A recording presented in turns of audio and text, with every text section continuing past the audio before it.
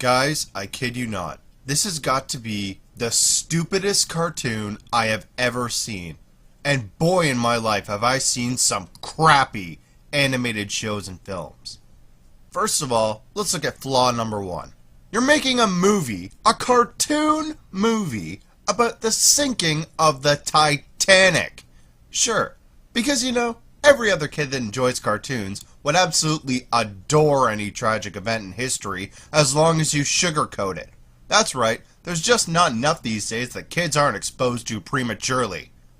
Hey, while you're at it, let's show kids that puppet show about the Holocaust, a nursery rhyme about the Vietnam War, or even that pop-up book about Hiroshima.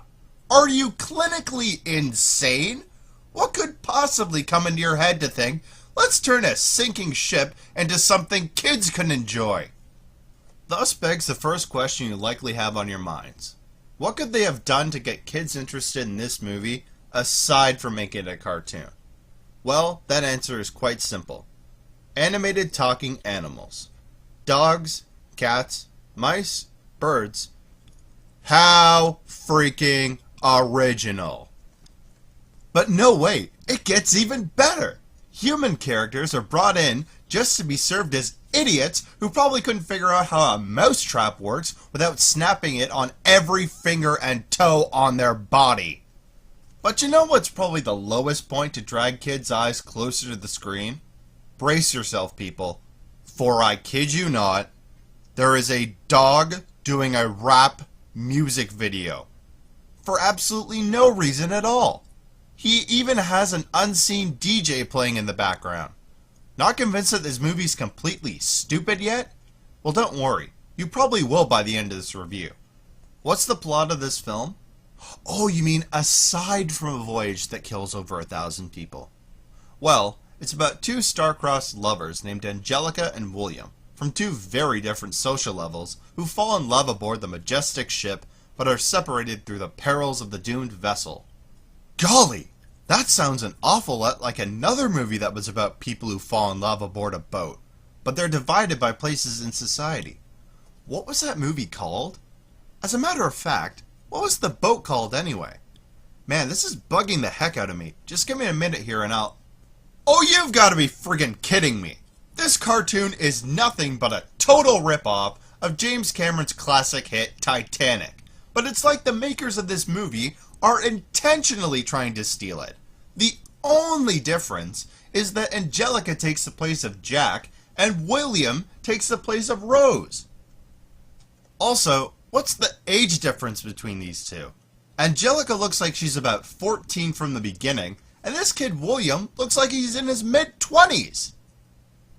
What are the other flaws of this movie? Believe me, people, I love doing movie reviews, but my computer doesn't have the capacity for uploading a 3-hour-long video. This film is not original whatsoever compared to James Cameron's Titanic, cartoons, or your stereotype romance movie. It is the biggest and most useless cliche I have ever seen.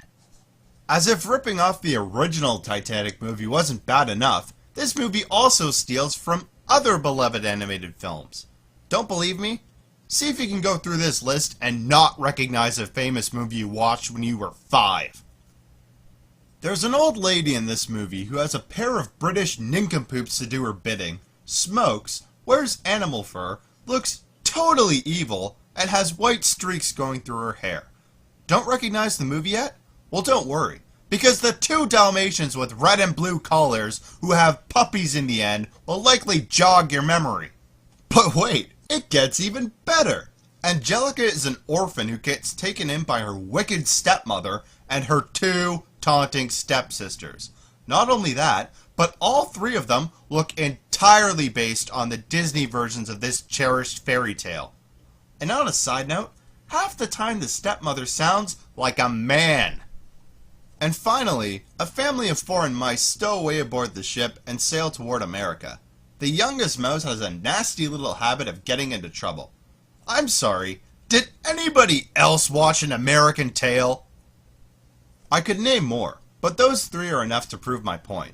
Not to mention that because this started as a European animated film, The English dubbing is noticeably out of sync in some places, and there are times where I don't understand what they're saying at all. Another sad thing about this movie is that it doesn't even look like impressive animation. One minute it looks like these characters are three-dimensional, and the next it looks like South Park has a better animation budget.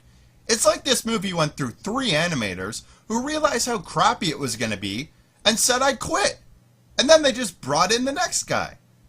Honestly, could you blame them? Overall, this has got to be the worst animated movie I've seen, not to mention one of the worst movies I've seen. It's not funny, it's not creative, it's a cliche, it's not interesting at all, and it's practically making fun of the Titanic sinking. I swear, people, in the very beginning, it looks like a lady in the lifeboat is laughing at the ship going under. There was nothing at all I liked about this movie. I'm giving it a 0 out of 10. And even 100 times more viewings could not make me change my mind. You may be asking, how did I even hear about this movie? Well, years back when my sister had a birthday party, she and her friends rented this and a couple other videos. Before I left the room to go steal some extra slices of pizza, I thought for a brief second, they made a cartoon about the Titanic? So when I found this movie recently, I decided to watch the thing. Big mistake. Today, she doesn't even remember the movie. Boy, is she lucky! Welcome, fans and foes, viewers and haters. I'm your CinemaSimpleton because these days, even Hollywood can't fool an idiot. As some of you may remember, last year I reviewed an Italian animated film about the story of the Titanic sinking. Yeah, doesn't the concept of a catastrophe just scream kid-friendly? I absolutely hated this movie. None of the story made sense, the English dubbing was terrible, the animation was crap, and oh yeah, it's a cartoon about the friggin' Titanic sinking! So you wanna know what I found out shortly afterward? There's another one! Yeah, I couldn't believe it either. And this movie practically has the same friggin' plot as the other one! Oh, but this one is called The Legend of the Titanic. Not Titanic, The Legend Goes On. I actually had to think really hard about whether this movie was worse than the other one. And you know what? It is! And you wanna know what the real kick in the crotch is? There's not just another cartoon movie about the Titanic. This one has a sequel! So let me bring you up to speed of what we've learned so far. We have established that there is an animated film that is a blatant ripoff to James Cameron's film. There's another movie that's a ripoff to the ripoff, and there is actually a movie that exists out there that is unofficially titled Titanic 2. This is the stuff you find internet parodies of, not childhood adventures! And no, I'm not playing any familiarity cards either, because frankly, I'm not even sure which of these movies came first, and I don't really care. This movie is apparently based out of Korea, made by Mondo TV Productions. It's told through the flashback of a talking old mouse who was aboard the Titanic, and he's telling his story to his grandchildren. The mouse apparently has a story concerning about the Titanic, and a whistle that can summon a monster called Mr. Ice. You know, up till now, I almost bought the talking mice crap, but if you people are gonna slip the noose around your own neck, I'm not gonna stop you. Involved in his story is a young rich girl named Elizabeth, who is boarding the Titanic with her father. Elizabeth is forced under the influence of her stepmother to marry the evil and wealthy Maltravers. How do I know he's evil? Why, he's wearing an eye patch, of course. Subtlety! But there may yet be hope for Elizabeth, because she ends up running into the handsome gypsy prince named Don Juan. By the very first look at each other, their hearts are going on and wrong Titanic. The flashback also tells the tale of our storyteller Connors in his younger days as a sailor aboard the Titanic. While there, he befriends a number of the mice passengers, including a Brazilian soccer player named Ronnie and Ronnie's sister Stella. It's very lightly implied that Connors and Stella have a romantic subplot in this movie, but believe me, compared to the amount of time that he spends with her brother, and the fact that he slow dances with him, you would find it more believable that these two were gay. How would I describe this movie's humor? uncomfortable. Take for example a scene where Juan's dancing dog Smiley takes a big leak on the leg of an officer. Urination jokes, that's adorable. These animators don't even color the pee yellow. Apparently this dog has a literal fountain between his legs. On the subject of animation, I can say it's not as inconsistent as the last movie, but it is very lazy. These characters have no more life to them than the paper they're drawn on. Even the scenes where we're seeing the CGI Titanic, you think you're looking at a friggin' screensaver. Let's talk about the animals for a moment. You know how in so many cartoon movies you see people talk to animals and sometimes it's only lightly addressed? Most of the time, it's just suspension of disbelief. Well, guess what? This movie has an explanation. The animals can talk to the humans because of magical moonbeams. May God strike me now if I'm lying to you. And barely anybody questions it afterward. They never talk again about the magic moonbeams or candy turds or whatever the frig makes these animals speak to humans. They just accept it! The film's main musical theme is so overplayed you'll want to keep at least one iPod headphone in your ear while watching it. I wouldn't blame you if you had two. The theme sounds like it has bits from The Little Mermaid and the E.T. Extraterrestrial soundtracks poorly adapted into it. And oh yeah, the lyrics, wish upon a star, Mickey's coming after you with an axe, you know that? But back to Elizabeth and Don Juan. Because the animals saw them together once, they know they're destined to fall in love. So they arrange for the two to run into each other, and eventually they do. But the evil Maltravers and Elizabeth's stepmother are displeased. Oh yeah, FYI, the name of Elizabeth's stepmother's cat is Lucifer. Subtlety! Apparently Maltravers has an evil plan to marry Elizabeth just so that her father can give him inheritance to some whaling rights so he can use them to hunt down the whales. To do this, he has his butler try and keep Juan and Elizabeth from meeting and ensuring that the ship sinks. Yeah kids, the sinking of the Titanic was just one big conspiracy. Want to know how Maltravers intends to do it? Well, you remember that whistle I mentioned at the beginning of this review? The butler uses that whistle to summon a group of talking sharks who have made a deal with Maltravers. Think that's stupid and insulting? It gets worse. Meanwhile, Juan and Elizabeth have quickly fallen in love. I mean really quickly. Like they're making out before they even know each other's names quickly. But it's all good because Elizabeth's father says he's happy with the man she's fallen in love with, even though he's never met the guy! But Maltravers isn't done yet. He holds his fiance's father at gunpoint and makes him sign over the whaling rights so he can escape the ship before it sinks. Then he signals the sharks to find a way to sink the Titanic by midnight. The mice discover his plan and decide to cut off the telegraph wire so Maltravers can't signal his ships to start hunting the whales. Underwater, the sharks have reached a giant octopus named Tentacles. These characters could not be more annoying if they were all voiced by Pauly Shore, but Tentacles is the most irritating. I don't care how sweet and innocent you play him out to be. He's an idiot, and he deserves to die for what he does. The sharks convince him to take a big piece of ice and see how far he can throw it. Have you figured it out by now, people? Bingo! The Titanic wasn't sunk due to an accident at sea. No, it was all a conspiracy formed by a greedy whaler, a gang of talking sharks, and a gullible octopus. And might I remind you, this is a movie for the easily susceptible minds of children! I think the voice actors themselves knew how terrible a concept this movie was, so that's why their lines sound spoken with such a rush. They just wanted to grab their paychecks and run! As the Titanic begins to sink, Juan and Elizabeth rush to save Elizabeth's father, while the mice try and reconnect the wires so the ship can send out an SOS. Need I remind you, the wires that they cut! But it's okay, because a fat French mouse is there to connect the wires with his mustache, giving his life in the process. Sure, why not? The only thing you're impressing me with is how low you're willing to sink. And no, that was not a pun. The captain of the Titanic, who I guess is supposed to be Edward John Smith, even though he only slightly resembles him, decides to take the honorable tradition of going down with the ship. As the Titanic begins to break in two, Tentacles, the obnoxious octopus, pops his head out of the water and keeps the ship together with his tentacles. Remember that in the history books, people? The Titanic being saved by the friggin' Kraken? I sure don't! Because of Tentacle's noble actions, everybody is able to get off the Titanic. That's right, everybody. Remember history telling us that over 1,000 passengers perished in the cold, icy depths?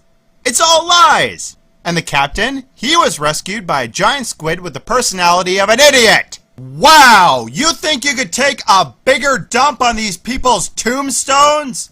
But tragically, Tentacles has to give up his life to keep the ship together and for Juan and Elizabeth to jump off the back of the Titanic and fall hundreds of feet into the freezing cold water. And this scene is a great example of the bland dialogue you get in this film. Before Juan and Elizabeth jump off the ship, Elizabeth says as lamely as you can imagine, "I'm not afraid as long as I'm with you." You don't know him! It is so clear that these filmmakers don't have any sympathy about this tragedy or the people that died. They don't even get the ship's name right. It's not the SS Titanic, it's the RMS Titanic! So the movie ends with Elizabeth and Juan getting married. And you wanna know how much stupidity they decide to end the movie with? To celebrate their happiness is the fat French mouse and Tentacles the octopus. The same two animals who we saw freaking die! Plot hole! You know what this movie's message is? Be ignorant. Yep, Santa Claus still comes to your house when you're 46. Never get married, you're just gonna catch cooties. And yes, that is a monster underneath your bed. This movie left me friggin' furious by the time it was over. I can't believe that not one person involved in this production couldn't have said, hey, should we be lying to kids like this? Shouldn't we have some moral standards here? Should there even be a cartoon movie about the Titanic? My rating for The Legend of the Titanic is a 0 out of 10. Well, if you thought that this movie sounded stupid, then get ready, because coming soon, you get my review for this movie's sequel. And yes, it does get worse! I'm sure there's been the occasional viewer that wonders why I get so angry about movies sometimes. Well, film is something that I'm very passionate about.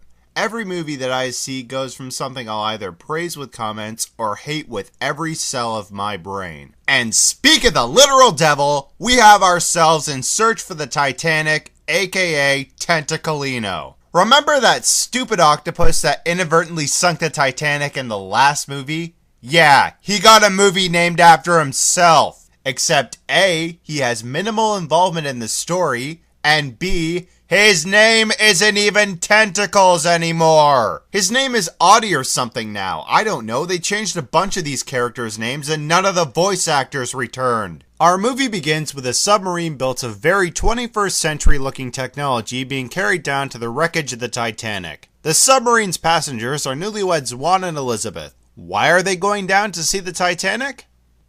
Oh, I'm sorry. Were you expecting an answer? Well, that was it. They don't tell us! Elizabeth and Juan are barely even involved in this plot. Instead, it's the animals that have most of the focus. And maybe that was a good thing, because the guy who voices Juan now sounds like a sexual predator. Anyway, a bunch of sharks, who may or may not be the same ones from the last movie, decide to cut the cable lines and send the submarine plummeting to the bottom of the ocean. The sharks are led by Razorteeth, who raps while wearing the uniform of the supposedly alive Titanic's captain. Yeah, you heard me, a rapping shark.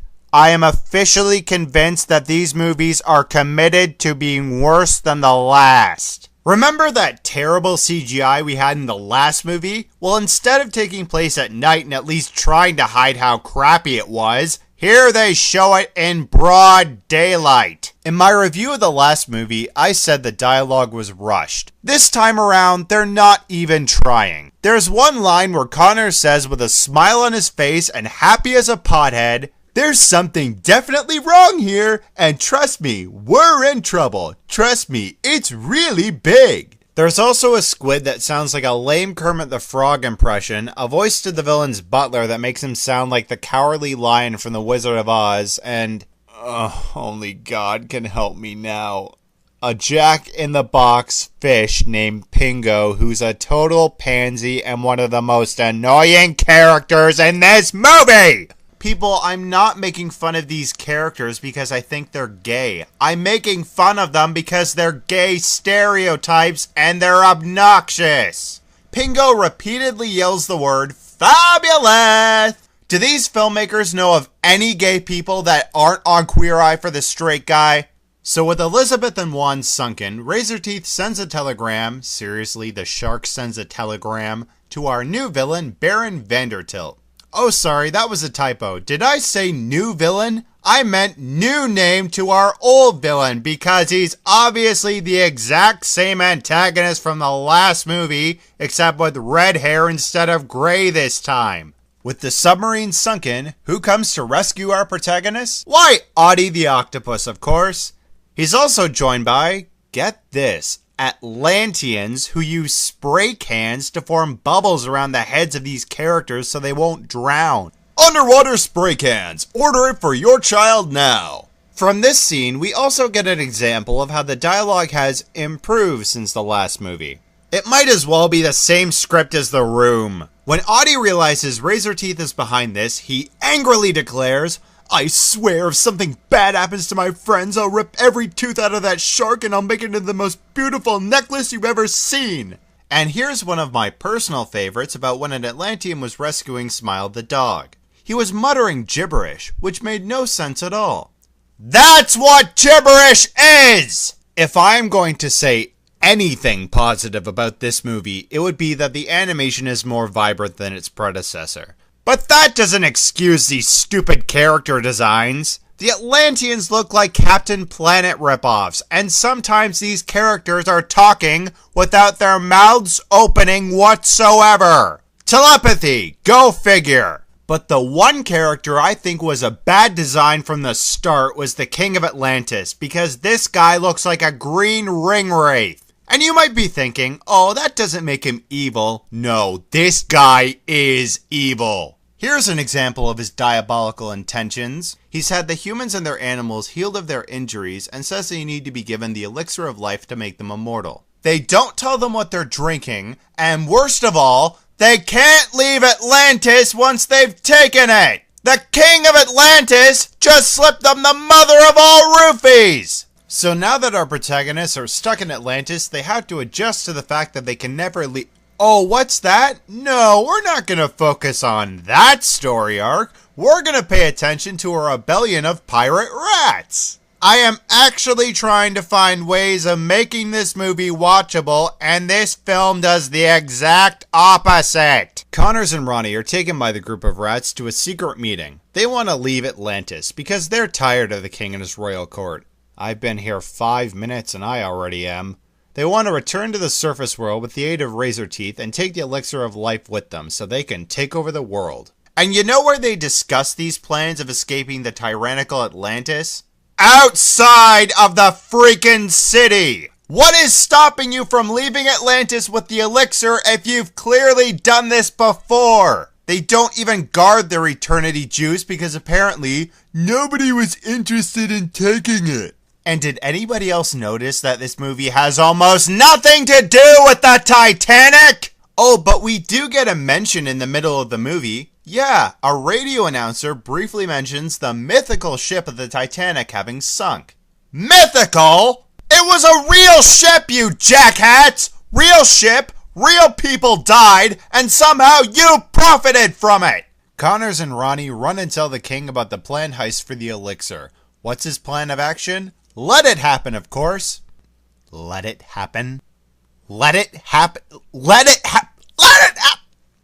Ah! So Connors and Ronnie help the rats steal the elixir, which Pingo manages to switch with a vial of water. And thank God that Ronnie gets the excuse to punch Pingo, because I swear I would have found a way to climb through that screen and do it myself. With the rats and the sharks escaping, Razorteeth reveals the plan of his boss, Baron Vandertilt. He's after the treasure that resides within the Titanic. What treasure? What do you expect to find, the friggin' heart of the ocean? So the Atlanteans get ready with a huge army to face the sharks and rats. At their lead is, I swear you are not gonna believe this, but it's true, a Highlander doll in drag named Brumely that pops out of nowhere. You know, for someone of Scottish heritage, I've got the sudden urge to grab a claymore and charge at a certain film studio. In the battle between Atlantis and the rats, I never thought I would ever say those words. The Atlanteans use a laser electric amnesia ray thingy to make Vandertelt forget why he even came to the ocean in the first place.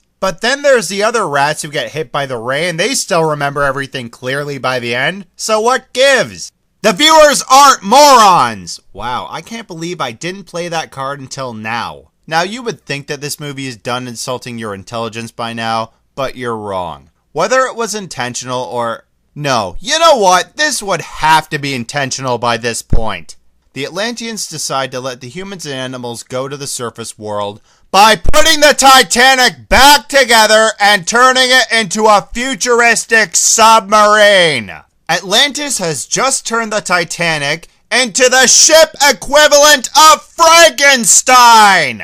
How have you people not been incarcerated? So Elizabeth, Juan, and the animals are allowed to live on a forgotten island on the surface world where no one will ever find them or know about the existence of Atlantis. Which totally contradicts the concept of the first movie being told through flashback, but hey, I don't care. If it means one cartoon movie about the Titanic is virtually impossible to have happened, it's good in my book. Also, the Titanic now has a magic window that lets the characters see anywhere they want in the world. So Connors decides to find out what happened to the rebellious rats that escaped from Atlantis. Well, the king said he would ensure that they were punished. So instead of putting them in jail like he should have, the escaped rats find out the vial was fake and end up driven insane and committed to an asylum for the rest of their immortal lives. Horrible. You are horrible, horrible, horrible people!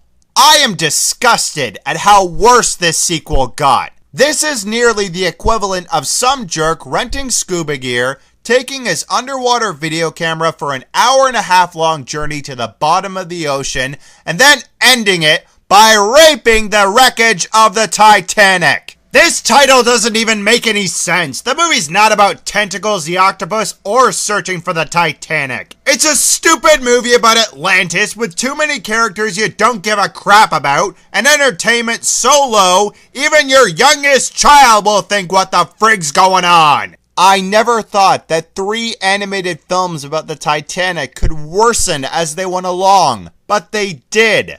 My rating for Tentacolino is a 0. You know what? No, absolutely not. I refuse to deliver this film the satisfaction that it is anything to be appreciated, watched, or even mentioned in any future reference. You want my rating of your Film Mondo TV productions? Well, here you go. I hope you're happy. Go Canuck yourself!